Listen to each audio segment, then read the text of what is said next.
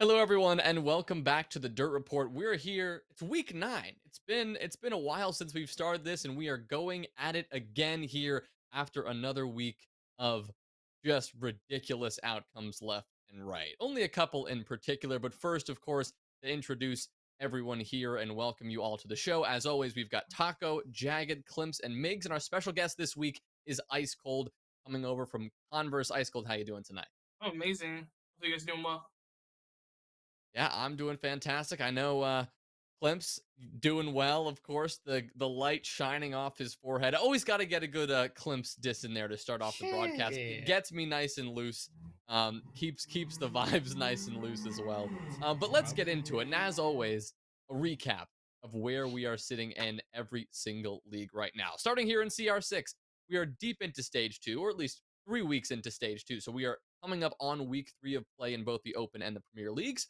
Over in CEA, all the playoffs actually finishing this week. The only week that they're doubling up, but they're doubling up both open and invite playoffs. Open, they've got the semifinals and the finals, and in invite, they've got the lower bracket final, followed by the grand final. Both of those should be pretty spicy, and we'll be talking about that a bit later tonight. Finally, in the FACEIT Collegiate Championship preseason, of course, you've got the round of 32 and the round of 16 both happening this week with default days on Tuesday and Thursday, if I'm correct. hmm And that's going to be pretty intense because we've got a lot of these open teams we've talking about matching up against a higher level, premier level teams. Taco, any interesting things you expect over there?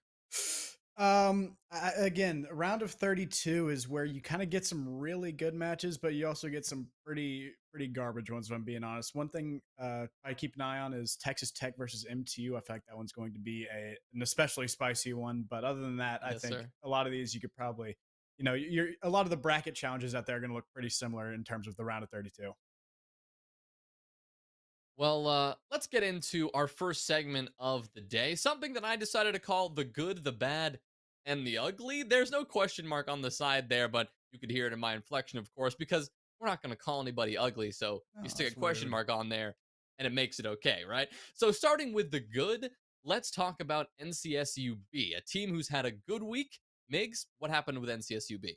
Yo, NCSUB's proven that they shouldn't be in the B League.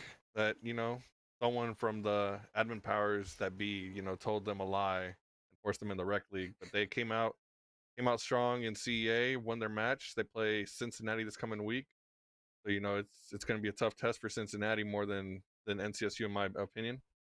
And then NCSUB is also going to take over in this FACEIT bracket, or not this FACEIT bracket, but they beat Oklahoma, so they should be taking over the CEA bracket and making their sweet way to the finals, in my opinion.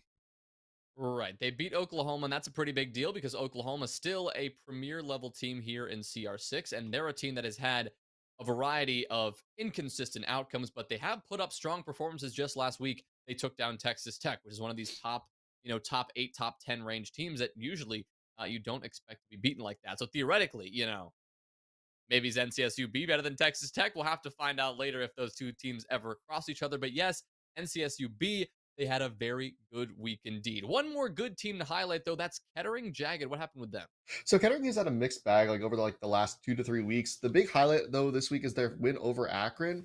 Historically, if the information serves right from Migs, they've beaten Akron in the past as well. So maybe it's just Kettering is like their kryptonite, perhaps. But either way, it's a great win from them over that collegiate championship squad. Meanwhile, though, they've also had a bit of a stumble. It lost to Ohio State. So, like I said, it's a mixed bag going on for them there. But at the same time, you can't outshine that win over Akron. Yeah, let's just get it down for the record. No real idea if Kettering has beaten Akron in the past. We're going to leave that one up I ambiguous. I know If they took anyone a map. finds, I took a map. remember I Okay. remember in the Face It, like on the mainstream last season for Face It, they beat them on, I believe, Theme Park. And so there you go. I'm pretty sure that's what it was. Well, with that, we can transition to the bad. And bad here does not mean bad teams. It just means they had a bad week. Akron being one of those teams. Klimpse, what exactly happened that resulted in that loss? Yeah.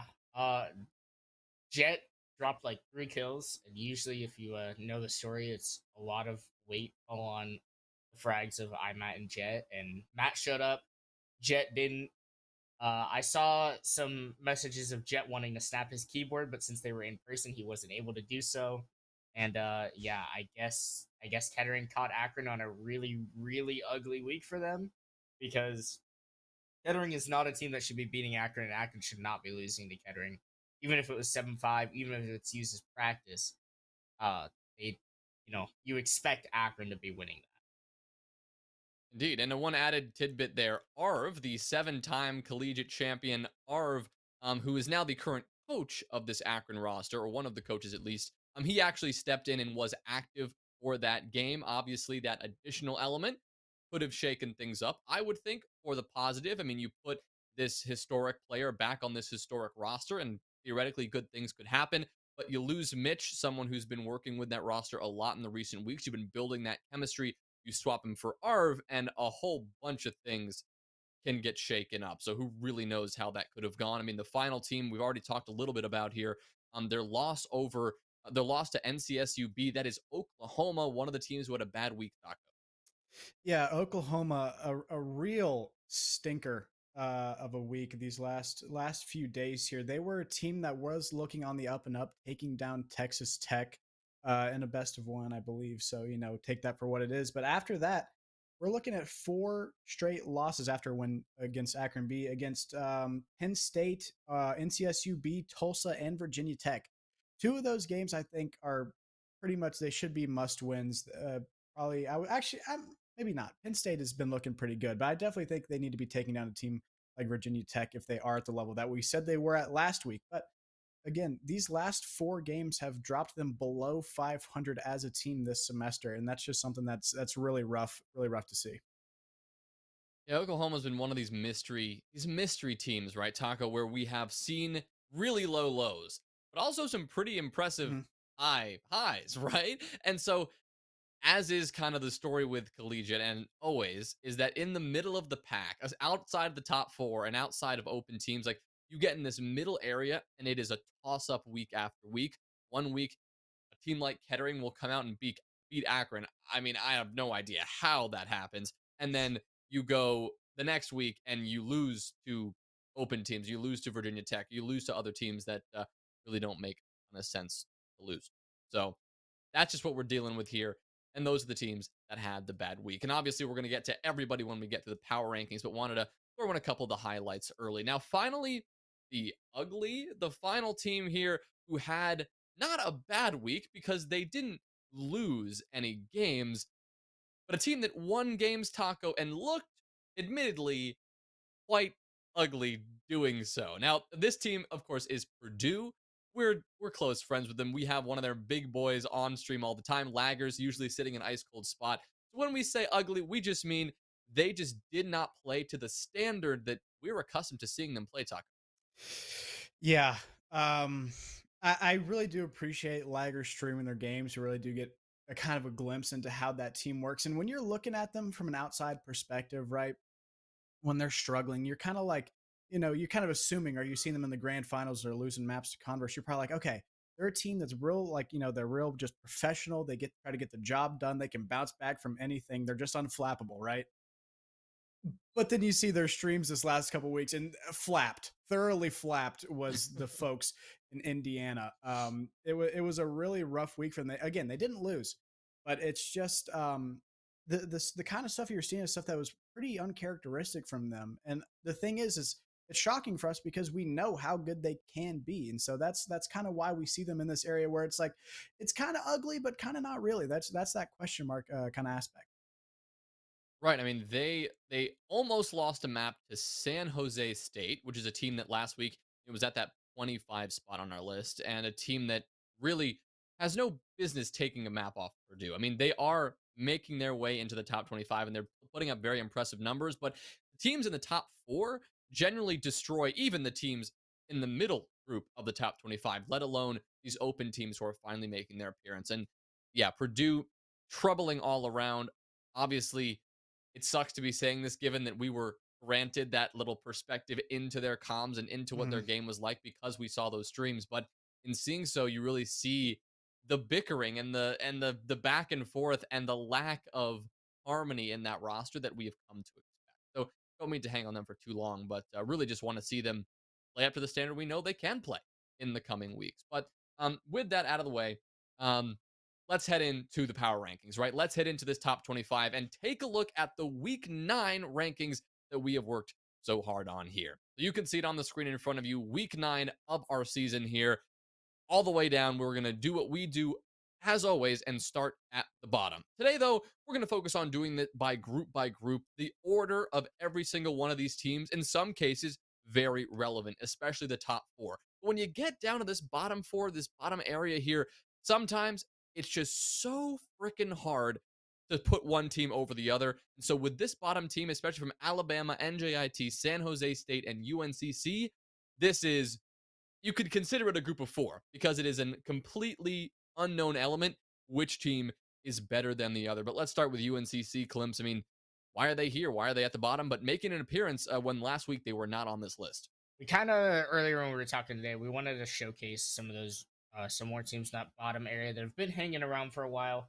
UNCC, we saw them back a couple weeks. I think it was like week 6 or so when they got introduced. It was more when the FACEIT League was starting up, and so we had brought them in, introduced them as an idea. They were really good last year. You know, top 20 team last year, and really didn't disappoint. And so they're kind of keeping up. They had one loss in their group, they face it, but that's their only league that they're actually competing in.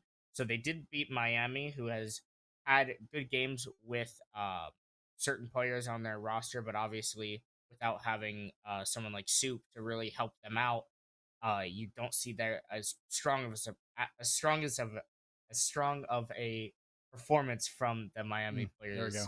and that roster. Yeah, little struggle, but they'll play Cincinnati this week, which I think will be a really, really good game to look forward to.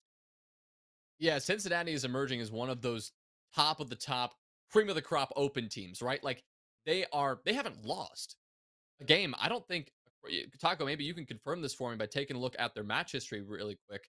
But Mhm. I don't think Cincinnati have lost a single game. And so going up against UNCC, a team that, formally has been, up there with some of these higher level teams, that is going to be a very cool battle to actually see happen. I don't know if it's going to be streamed, but hopefully we'll be able to take a look and actually see how that result shakes up. But continuing on, back to this top 25 here and jumping up, just to these other teams in this bottom few spots. San Jose State, kind of already talked about them. A strong performance against Purdue, but still losing that one out. Instead, let's focus on NJIT, the only team on this list who we actually haven't seen at all in any previous week on the rankings, making their appearance for the first time, Migs. Yeah, they had their big win over Brown. Brown was trending up, and the last couple of weeks they started to plateau, trend down, and they finally hit their trend down against NJIT. NJIT, a team that's been an open team history wise in the past couple of years. They've never really made the push for premier or top 25 in general. So maybe this is their run in this FACEIT bracket based on how they got bracket blessed. If not. Well, moving up one more time, again, we've got Alabama, who is another one of these teams that hasn't done a lot this week to justify moving down, moving up. They're persisting here from the previous weeks. But now you get to the 20 and 21st spot. Now, these teams, the way I quantify these two, is they appear to be the best open teams we've got. CGC, UIC, and Cincinnati right now seem like the strongest open teams that are going to give premier teams a run for their money and maybe even make a move towards those relegations and actually qualifying for that invite, that premier level towards the next stage. Cincinnati, as I've already highlighted, an undefeated team. uh Jagged, I'll throw this one to you. CGC, UIC, they've had some incredibly strong performances in the recent weeks.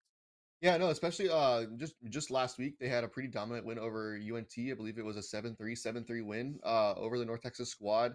It was a really good game from them. They've been like around for a while now, but more recently they've been starting to kind of hit their stride and start moving their way up through the brackets. They face UCF coming up in the round of 32 here in the FACEIT playoffs. UCF most recently beat UTSA in the round of 64. So I'm expecting a good performance from CGC UIC, and honestly, looking at the bracket for them, if they go up against Cincinnati or UNCC in the round of 16, it'll be an absolute banger of a matchup. Yeah, and they had a really, again, the victory over St. Mary's this last week Very impressive stuff. I don't think it was close. And St. Mary's is one of the teams that has been, right on the precipice of this top 25, if not, in the mix, in that bottom 10, semi regularly. So that is a very good victory for CGC UIC to have under their belt. Now, once again, taking a look at the top 25, the next kind of area that I'm taking a look at, or this next group of teams that I would quantify, is that 16 to 19 range. And that going down from the top, it is Wisconsin, NCSUB, Oklahoma, and Louisiana. Now, Louisiana moving down one spot from last week. No real change there. But the big movers here in this group is Oklahoma dropping 5 places and NCSUB moving up 5 places. Taco, I'll throw both of these teams to you, starting with Oklahoma. Yeah, we touched on Oklahoma earlier in our, good, bad, and ugly, and obviously they're dropping the rankings, kind of reflected what we spoke about earlier, just having a pretty rough week. And one of those losses was, of course, to the fellas, right? They've been climbing the rankings. Once again, back at it. They dropped off once we removed them for not being in the Premier League, but once again, they kind of got an opportunity to prove what they were all about, and they are showing that they are not to be messed with. I'm curious to see, because they really haven't they've gotten to prove themselves against a lot of these like lower level, invite teams, but they haven't really gotten to play these top level open teams a lot of the times, Cincinnati's, Alabama's of the world. So I think that's going to be something interesting to see, as I believe they have a match against, oh geez, is it, I'm gonna have to find this out. Give me 1 second. They have a match. Yeah, no they're worries. still in the CEA Open playoffs, and I believe they are playing. They do play Cincinnati, Yeah, they play Cincinnati. in the semifinals for CEA Open. So again, Semifinals, correct. we talk about them having an opportunity to prove themselves. I think this is going to be a really good one, because I believe this is the last 2 remaining undefeated Open teams, and so there's only going to be one after maybe. Is it tomorrow? It's pretty soon. It should be happening tomorrow. I know tomorrow's when the semifinals and the lower bracket final for CAs happen. Yeah. So there's only gonna be one. Only gonna be one. But yeah, That'll be really the good to see. fellas, they're showing up, and I couldn't be more proud that the guys are going huge. Yeah, surprising. I mean, this is one of the teams that we have undervalued, maybe sometimes overvalued, but now, I mean, they have earned this spot right now. The 17th spot, they have earned that through and through, and I'm honestly eager to see them climb, because not every day you see one of these B teams making a move towards the top. But now we look towards this 11 to 15 range, another group that I call maybe the rising and falling stars, right? Teams that, like Penn State and Kent State, who have been on the up and up every single week and just do not stop climbing. But teams like Texas Tech and Oklahoma State and Virginia Tech, who find themselves kind of in this middle ground where one week they'll drop, the next week they'll rise. IceCold, I've left you out of the mix for a good bit, and I want to finally throw something to you, because now we're getting to the teams that you have actually played yourself. I know you played Virginia Tech just, I don't think it was this week, but maybe the week before, a team that in the same week you lost to UAH, you took a pretty, as far as I could tell, pretty quick victory against Virginia Tech. Do you have any memories from that game to really throw towards Virginia Tech, how they were playing, how it felt against, obviously you being the best team in collegiate right now? How do they stack up against you guys? Virginia Tech, we played them a couple times. I think we actually have scrimmed them once too, but I'm not trying to have an ego here. They're a good team, even though we have beat them. Every map, every challenge that we played them on is pretty difficult. We try to get around most things, but it's like we have to adapt. And they're a good team. Just like any top collegiate team we have here. Oh, he's so nice. He's so sweet. It's so nice. Everyone who gets on the dirt when they're a guest, they're so respectful, and I love it. I really do. In game chat, they're typing away, but here when you're on the podcast, I mean, tone it down. You're civil now. That is really good to see, and yes, hopefully we'll see them climb up. And obviously they have the potential. We've seen it out of every single team in the mix. The reason they're on the top 25 is they have the potential, right? They have shown us some great moments, and we just want to see them continue that and please just be more consistent. I mean, that's all I want. Makes our jobs easier, because ranking these teams every week, God, it could be a headache sometimes. But continuing up, Penn State, Kent State, we haven't seen a lot of movement from them. As far as they've had some crazy victories in the recent weeks, this week really was one of those where they lost the games they were supposed to lose. They won the games they were supposed to win. Klimpse, I know we highlighted a lot this matchup between GCU and Kent State. We had Staz on last week on the broadcast, and we were talking about what the expectations were for that matchup. Not gonna lie, I was rooting. I was really cheering for Kent State, of course. A lot of people But were. as a GCU player, how can you tell me a little bit how that match went? Did they play well? Were there some things they clearly just hadn't figured out yet? Yeah, I thought they played really well. I heard that they played Cafe 3 times that day, so I feel like they should have been really warmed up and knuckled down on their strats, and they were able to kind of hit us with the first round knuckleball with the Ying Amari strat kind of deal.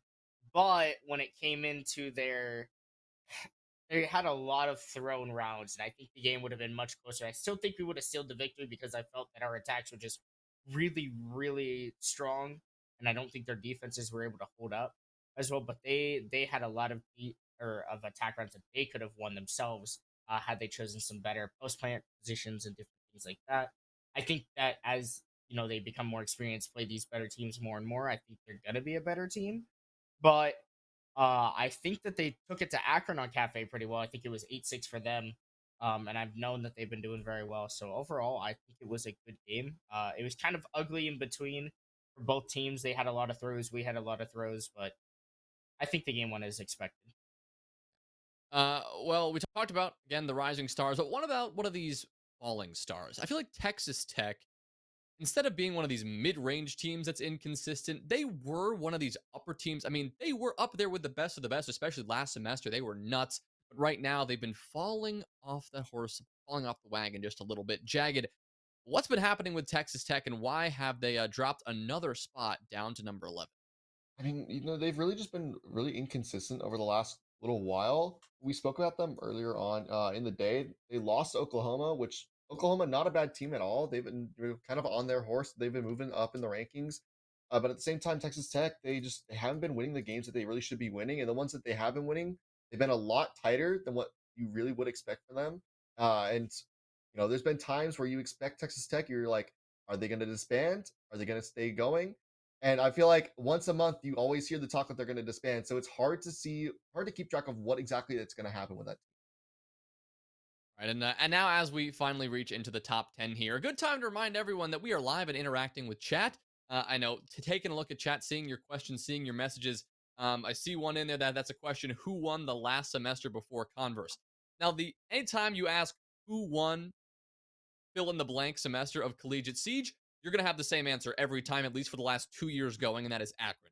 They won everything, always, without fail. Yes, before I was around on the collegiate scene, there were some other teams that were dominant, but no, Akron has been the best of the best for quite some time. So keep that in mind when you're taking a look at this list and hopefully answer your question. Um, but now jumping up into this top 10, the number 10 spot, as we take a look at Kettering.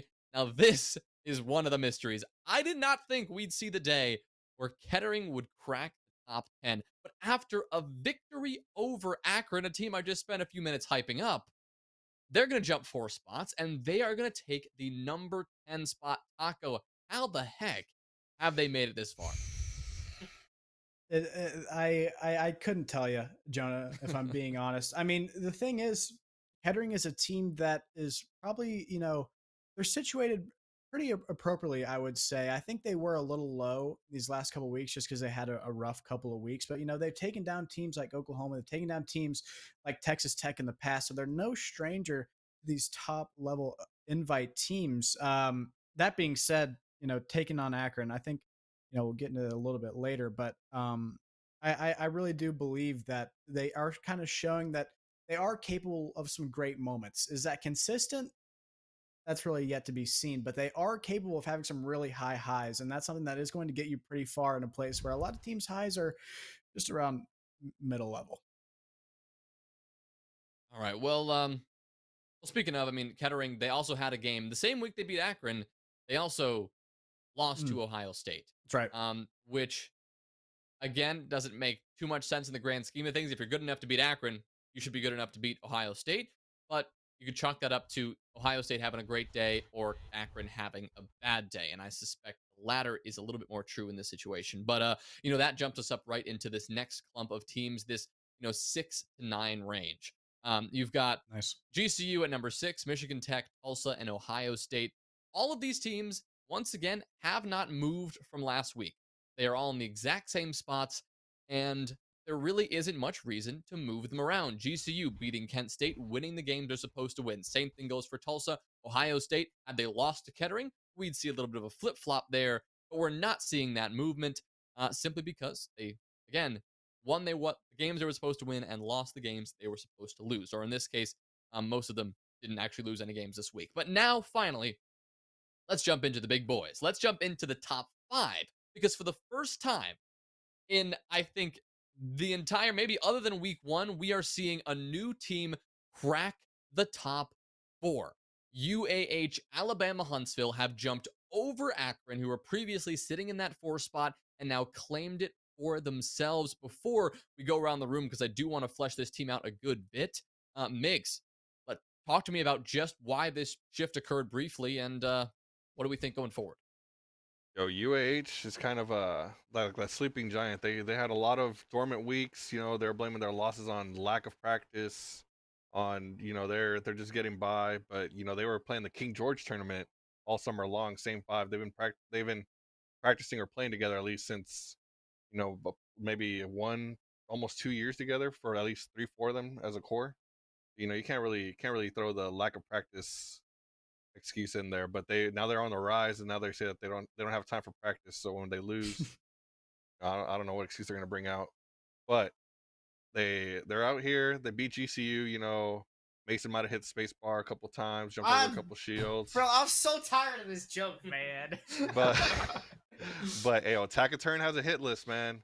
If you're on that hit list, you better watch out. He has his little special black book where he puts people's names in. I'm not gonna give out his secret, but if you end up on that black book, you're probably gonna catch an L. Migs, I will give out his secret, because he said, you know what, you're welcome to mention this on the Dirt Report if you want. So Tack, or the Taciturn, or Taciturn, whatever the heck you want to call him, he goes by Tack. He likes to play Cav in comp games, full sweat, full serious Cav. Now what this means is, while it may not always work, every once in a while he will get an interrogation, and often against some pretty big name teams. Cough, cough. NCSU, which happened just a few moments ago, and we'll talk about that. But he actually keeps a running list of every interrogation he ever gets, and actually clips it, posts it on YouTube, and has a YouTube link for every single interrogation. Now, we're not going to leak those just yet, but maybe we'll get a highlight compilation or something from him in the coming weeks, because that is good content right there. A lot of heartbreaking interrogations. And that brings me to my next question, because I want to throw it to 2 players who have the experience playing against UAH, both of whom had different outcomes. IceCold, I'm going to start things with you, because UAH and a lot of this rise to this top 4 spot, most of it is a result of their last week's victory over Converse, over your team. Tell me what happened in that matchup. Be as blunt as you want. You can be nice here, of course, but tell me really what happened. Why did UAH beat you? Mentally, I don't think we're prepared for them. They're different, man. Like, it was kind of like a ranked game, to be honest, I feel like. And we weren't expecting some of the stuff they did, and just like we were uncoordinated with our calls. We were kind of slacking a little bit, not gonna lie. But I think they're gonna be on the come up here. I think, man, it was a challenge. I'm not gonna lie. I think that was their first challenging match besides Akron. But it was, I don't know, just a different team. I've seen some of them in ranked before, but other than that, it's just been, we weren't really prepared. So I think. Well, you say they have a good chance. they're on the up and up, right? Do you think they're a team that has what it takes to beat Purdue, maybe NCSU? Purdue, a team you faced in the CR6 Stage 1 Grand Finals. Is that the level of UAH, or they still need to work on that to get there? I think honestly, I'm not gonna lie, playing against Purdue in the finals was way less easier than Akron. Akron, it was really, really hard to get the dub. But we ended up pulling it out, and I think the reset that we had, because one of our teammates, his PC crashed. I think that that reset that we had really brought us forth and won against Akron. But I think that UH actually has potential to beat Purdue. Because they're just unpredictable. Like, it was really hard just to grasp what they were doing. per se. Gotcha. Well, Taco, I'll throw things over to you here because naturally you played UAH this week, and you were able to secure the victory 7-5 on Coastline. Obviously, not the margin of victory that NCSU is generally accustomed to. We'll normally see more of a beatdown than 7-5, but you pulled out the win in regulation. How'd you do that? And is UAH, like IceCold said, is UAH one of these teams on the up and up? Jonah, I'm gonna cut you some slack because you got a lot going on, but I'll do you one better. UAH actually, it was overtime. We beat them 8-6. I bet. And I was there. I remember. yeah, and on top of that, UAH was playing with a sub. So, they are not a team to be trifled with. And the thing that was most impressive to me about that team is just how confident they were in their map pool. I believe their first like two bans were like Oregon and then maybe Villa or something like that. Just two very teams that or maps that you would expect teams that don't really practice that often to kind of gravitate towards. Leaving maps like Coastline or Bank, teams that or maps that collegiate teams aren't going to frequent that often, leaving those on the board. And they still did pretty well on one of those maps. So I think that was something that's pretty impressive. That being said, they seem to not be too happy with some of my previous comments about them on this show, which is fine. I think you're very entitled to have your opinion about my opinion. That being said, again, they just, I don't think that they should let it get in their head. I think they're a team that does have a pretty high ceiling. I think their sub went like 3-11 or something like that. I don't really know if JP would have done much better, but yeah, I think that they're a team that does once again have a pretty high ceiling, and I think they can take about a map off of just anybody. We'll have to see what happens when we get into best of 3 territory. Right. I mean, this is a team that beat Akron in week 1 and was the reason that Akron started so low and actually had to work their way up, right? This is a team that has had incredible results, and also some troubling results, right? They lost to UBC, a team that actually is worth mentioning because they are no longer on this list. We felt that UBC just hadn't done anything in the recent weeks to maintain their 19 spot, and looking to the future. There's no games that we could tell for them that would have any reason to actually earn them this spot going forward, so we dropped them out for the time being. But as far as UAH goes, I've always been impressed with this team. From the first time I was casting collegiate matches, they were one team that really struck me as like okay, this team is putting in the work and they are grinding and they are looking good while doing it. Maybe the grind has changed a little bit, like Taco, you said in your I think your tirade last week that they really should learn to practice. But regardless of their practice schedule, clearly they have gotten a lot better and they are here to play. The number 4 spot is nothing to shrug off. That is a pretty good accomplishment. But continuing up to the top 3, Converse, as before, maintain their number 1 spot as the best team in collegiate right now. But we've seen a little swap here at the 2 and 3 spot. Yes, several weeks ago, Purdue beat NCSU in a semifinal here in CR6. But in the recent weeks, there really hasn't been enough to justify keeping Purdue at the 2 spot, especially this week, Taco. We talked about Purdue's troubling results, or not results, but the way they got there. We're moving you up 1. How do you feel about that in relation to Purdue? I wish I could say I'm happy about it. I really do want the Purdue guys to be doing better than they are. That being said, I feel like it takes some explaining as to why we thought this move was justified, and to keep. I'll just talk about the stats because I don't want to appear biased at all. I'll just talk about why they were ahead of us already and why we think that it's justified to move us ahead of them. Why they're ahead of us, right, is because our most recent time we played was in CR6 playoffs, right? And they beat us 2-1. I believe it was like 7-3 to 5-7, then to 7-8 on the last map. So very close series. And the only other time we've ever played Purdue, we won 8-7. So in our times facing each other this year, both teams have won 2 maps, and NCSU does have a higher round differential versus Purdue. So that's why there is a little bit of wiggle room when it comes to ranking these two teams. I think that there's a little bit more area to lean kind of more in towards nuance, and I think that's kind of why that move could be justified. All right. Well, that rounds out pretty much that top 25, right? But a couple of teams worth mentioning. Oklahoma State, we didn't talk about them. They're sitting at that 14 spot. Didn't feel like there was much justification to go through a whole Oklahoma State ramble today. They had a okay performance against Purdue. They took more rounds than I think we would have expected. That was the 7-5. That's why I got a little bit confused, Taco, with your match. Mm. That was on Clubhouse, and Oklahoma State looking good with Slash back in the mix. He has been top fragging at points carrying this team. They're still going to have to work out some kinks there.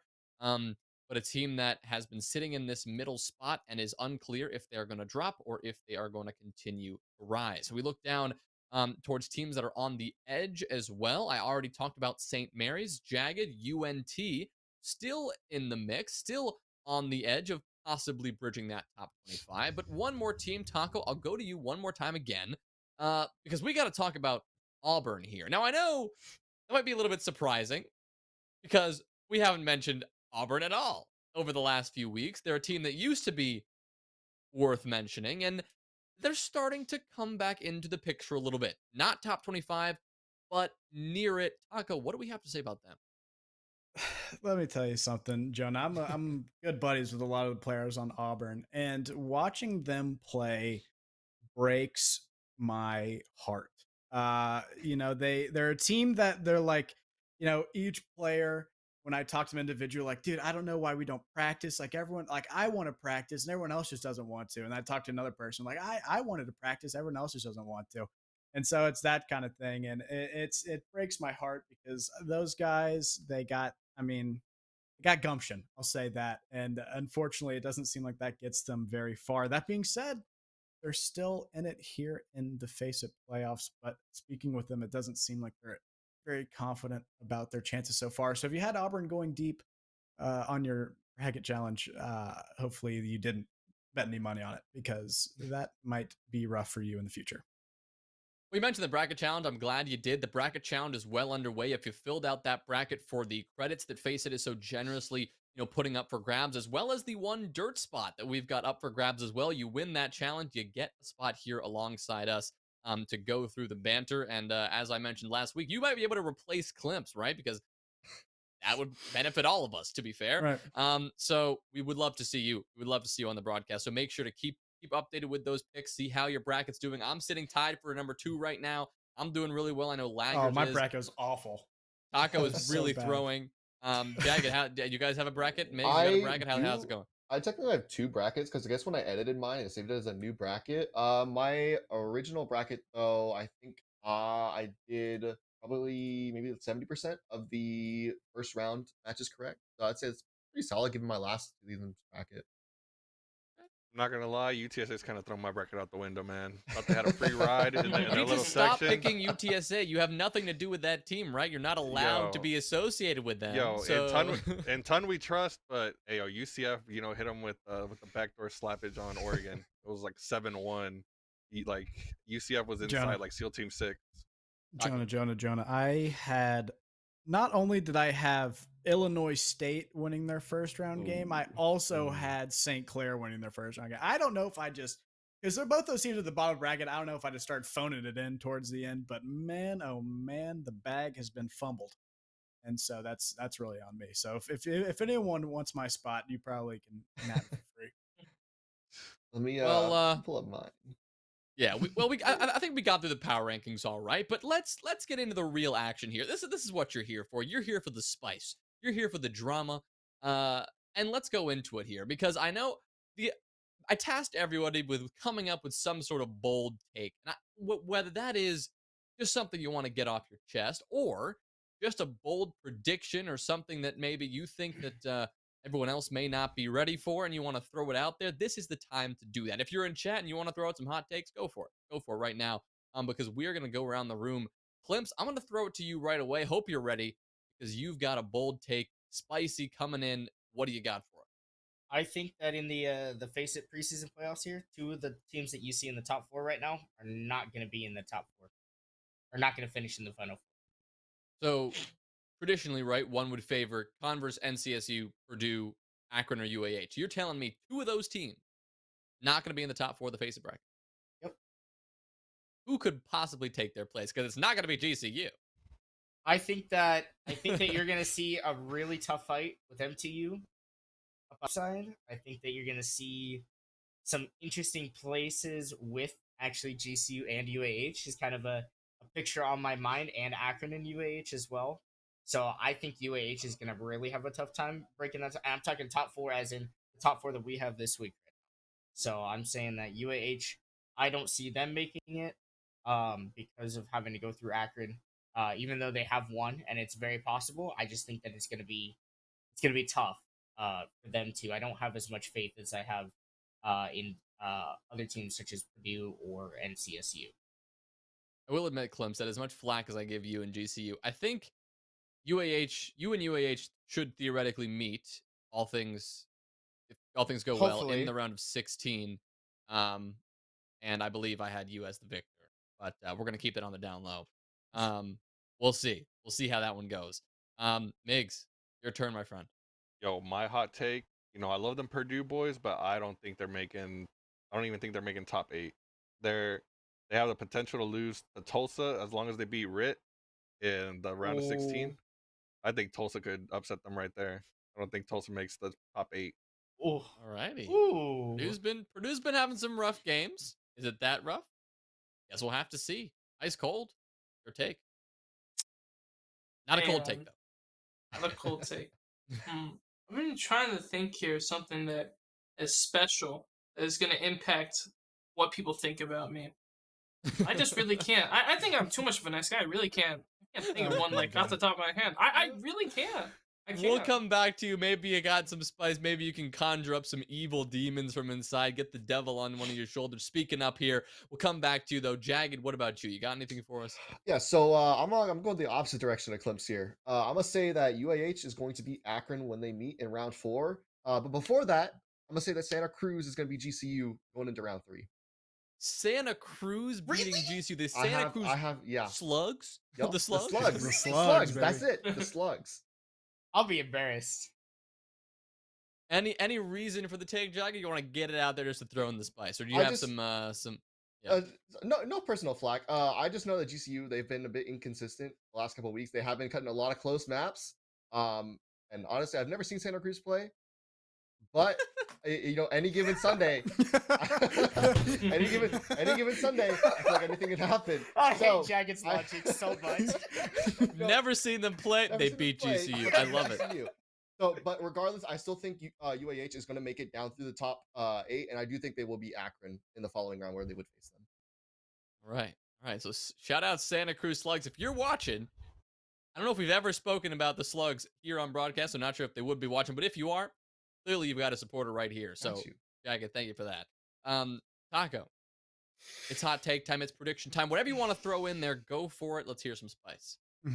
Jonah, let me just start by saying I don't underestimate my ability to have an impact on people when they're watching this and they hear me talk about them. I don't take that lightly, that responsibility that we have up here as members of the Dirt Report. And so when UAH expresses their disdain for the things I say in game chat when we play them, things I say on Dirt Report, it really does hit hard. It hits like a ton of bricks.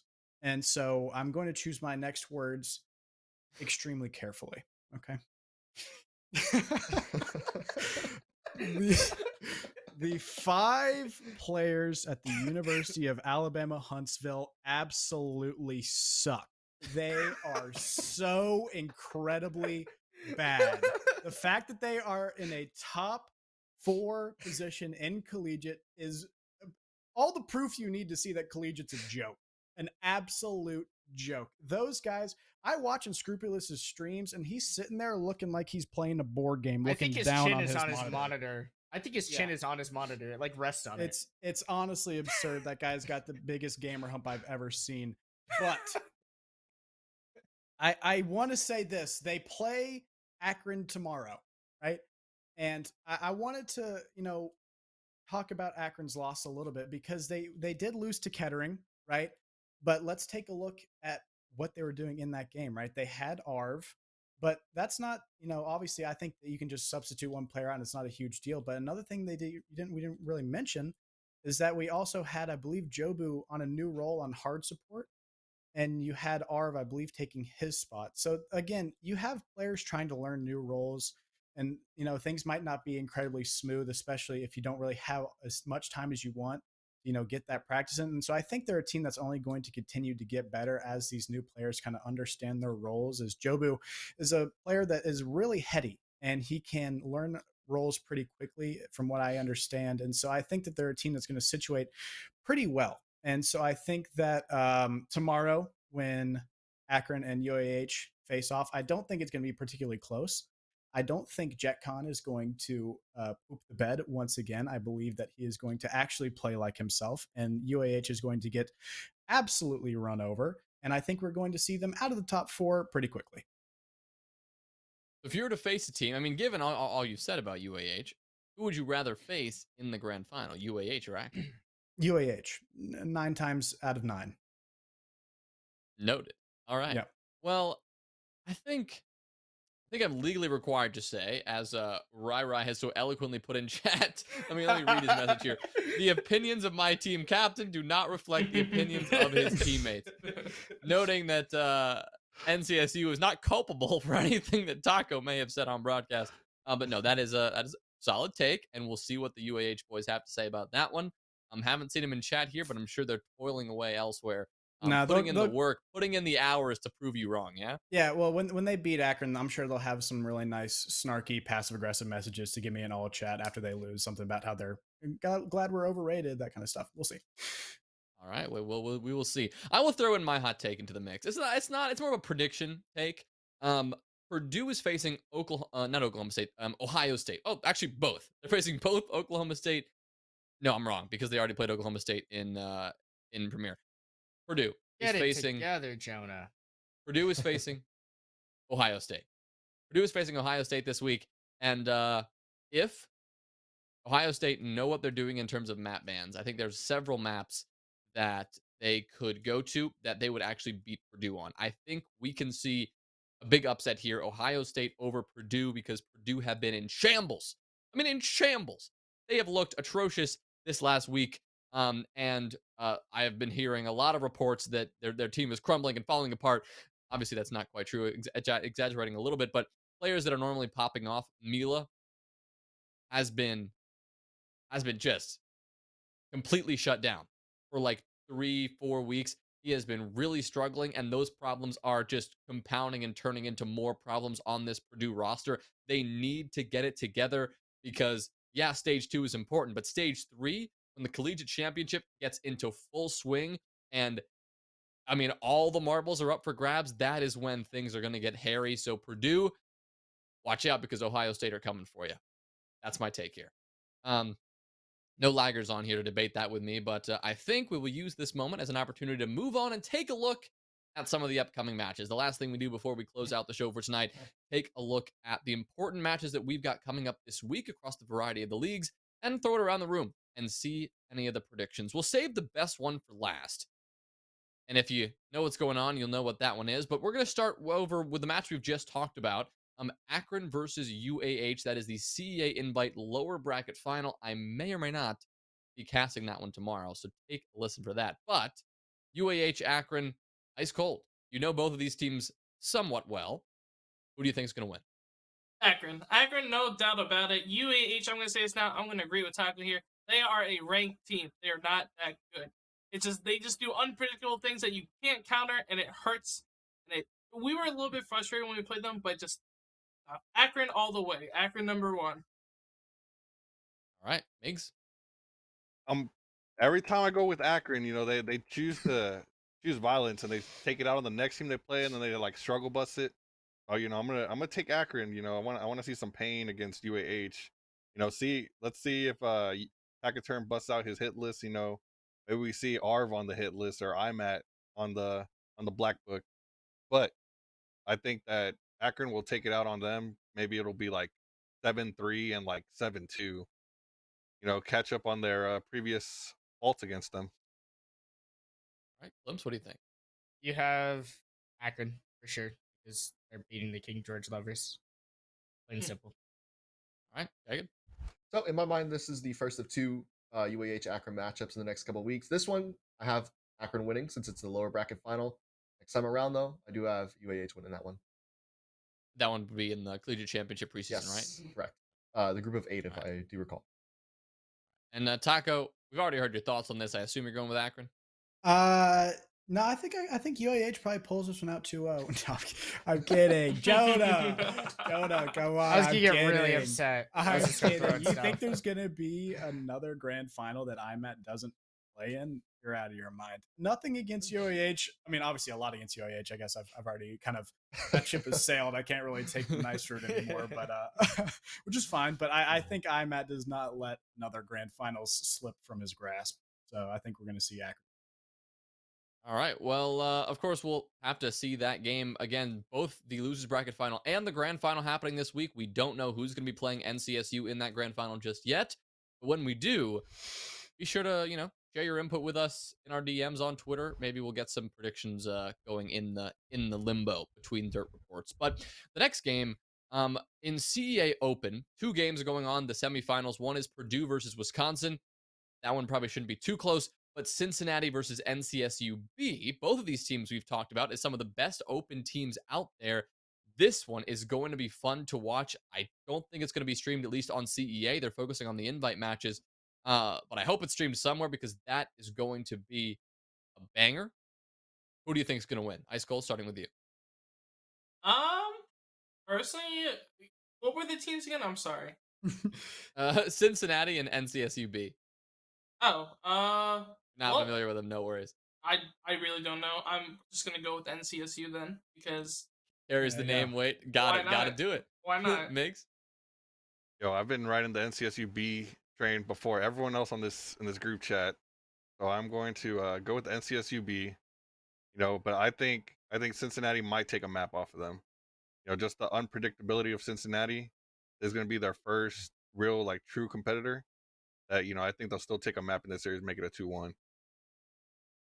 What about you? I think NCSU B is going to win it, but they're going to get caught account sharing with NCSU A team players. So Cincinnati's going to get the win. Okay, Jagged, what do you think? Oh, NCSU B all the way. Cincinnati's been up and coming, but I still think NCSU is the best open team by far. Taco. Jonah. Those boys. I think if as long as Babs does the map bans well, I think there's no way they lose. NCSU B team, they're gonna make their way to the finals, and then Purdue, fresh off their loss this week, they're going to lose to them as well. So NCSU B all the way. Alrighty. I personally have never seen either team play. I've seen their results, but I've never actually seen them on stream, so I have no idea the mystery that game will be. We'll see. We'll have to take a look at that one. A couple more games to highlight. I think we'll skip those. We'll just go straight for the banger because I know Jagged's got a match he's got to get to, and he's got to play in here in the Collegiate Championship preseason. So our final one and the biggest one to talk about. I see it on IceCold's face. I see it on Taco's face. They already know. It is the battle between the 1 and 2 spots. It is the battle between number 1 Converse and number 2 NCSU. North Carolina State going at it over in CR6 Premier Groups. This one is going to be a banger. These two teams have never met. The only teams in this top 4 now who have not met on any occasion for any reason. The first time we'll see these teams play against each other, and the preview of what some would say may be the next finals in I don't know, both leagues, in both the Collegiate Championship preseason and in CR6. Getting a bit ahead of ourselves there. Let's just focus on this group matchup. We'll come to IceCold and we'll come to Taco. You guys last. Miggs, we'll start with you. I'm gonna have to go with the NCSU boys. I think it'll be a barn burner, but I still think it'll be a swift 2-0. CR6 one best one. It's Oh, gonna be a very interesting game. Oh, go ahead. I think it'll be an 8-7 then. If it's gonna be a best of 1. I think it's gonna be a very close game, but if I don't know, I'm struggling, but I think if the Converse guys, if they get some extra support, if one of the guys that likes to pop up when they want to, Avian, Lucaria, one of those guys really wants to pop off, IceCold even, sitting right over here wants to pop off and go crazy. I think they might have a chance at dethrone, or well, I guess keeping NCSU down there. I think it's gonna be a very close game. Alrighty. Jagged. Oh, I think SCSU is going to take it. I would very much Wow. agree that it is definitely a match that will be like a grand finals match for the next probably year and a half. This time around, and even if it's a best of one, I still think NCSU has it. Okay. So a lot of elements at play here, boys. It's a best of one, not a best of three, or even a best of five, right? So the result, it will affect obviously that number one spot. But it doesn't mean a whole lot down the line because there's so many matches between you guys to be played. Obviously, you're going to predict your own team. We know that. So instead, talk to me about why you think you're going to win, the edge you have over your opponent. As much as you want to give away, feel free to do so. Is your map pool deeper? Is your strat simply better? Is the other team just washed? Tell me, why do you think your team is going to pull out the win as the guest? IceCold, you'll start things off. Man, we've been preparing for months. I mean, to be fair, we've been a team for, I think, around 5 months. It's been too short, but we've been the underdogs, I want to say. Coming all the way from nothing to something and winning the championship was really nice, and it was a ride. But I think we're prepared for NCSU. We got some secrets up our sleeves, and I don't think they'll expect some of our stuff that we have. Not the book. They're bringing all the cards out to the playing field. Everything. Taco, it's your turn, my friend. Oh boy, here we go. Okay. All jokes aside, I am really excited for this game. I think I haven't got any chance to scrim against Converse, play against Converse, so I'm really excited because we just sit there and watch the results and see how they see how they come in and see. I'm like, oh, they won again. They must be real good, right? So we never really get to a litmus test to see how we do against them, but this week we're going to actually get a chance. But let me tell you something. Jonah. That's me. IceCold, Migs, Klimpse, Jagged. All of you lovely people in Twitch chat. Tom Clancy himself is going to have to step out of his grave and come and unplug our Ethernet or something if you think we're going to lose this game. We have been waiting for this moment for just about 4 months now, ever since I saw that first tweet about some loser who signed some, former pro player, like, oh, sick, dude, Ariel Arise, you're nasty. Oh, wow, that's so dope. Let me tell you something right now. Okay. Ever since I saw that first tweet, I was like, oh, I cannot wait to wipe that grin off his face, and I am going to enjoy every moment of it, Jonah. Let me tell you something. Wow. The three guys below me, say what you will, but they got a good head on their shoulders because they picked the right team, and I am super, super excited to be back in number one again. Well, let's get that clipped. Let's get that memorialized, and let's save it all in our back pocket, regardless of the outcome. You know exactly what's being posted all over Twitter. I can already see Rusty's tweet all over the timeline with that clip. Really? With a bunch of exclamation points. You know it's going to be out there. Taco, I wish you luck in proving your point. I wish you luck in backing up the trash talk. IceCold, you're just too nice. All right, if Avian was on here, he would be dropping some bars. He'd be throwing some heat. But it's okay. You got to have that balance within the team.